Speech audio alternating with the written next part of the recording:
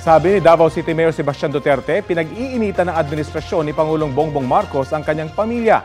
Itinanggihan ng Malacanang, sabay paalala naman kay Vice President Sara Duterte na ngayon nasa the Netherlands na may mga tungkulin pa siya rito sa Pilipinas. Balitang hatid ni Ivan Mayrina.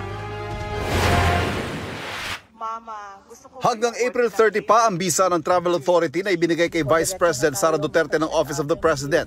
Pero may paalala na ang Malacanang kay VP Sara. Kailangan din po siya ng Pilipinas bilang Vice Presidente.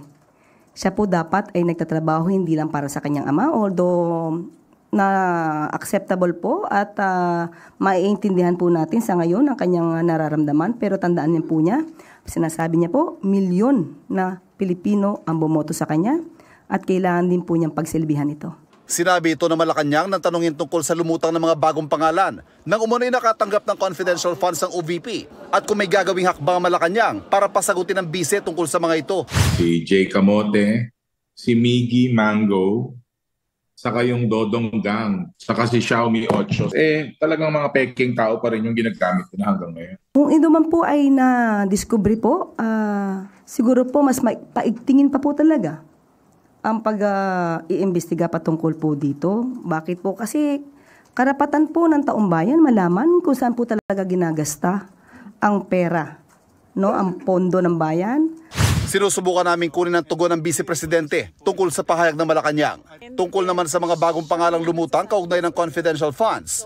Sabi ni VP Sara, hindi ko masagot yan because as we speak, hindi namin alam how they handle the chain of evidence talaga eh. Hindi natin alam kung yan ba nga talaga yung sinabi ng Office of the Vice President at this point. Hindi na natin alam.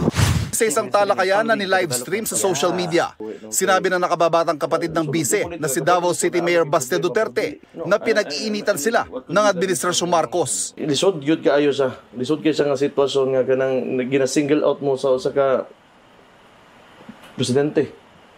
Di ba? Kanang kuan ba? Kanang targeted mi ba? Bugat kayo ang mga kuan, ang sitwasyon karon.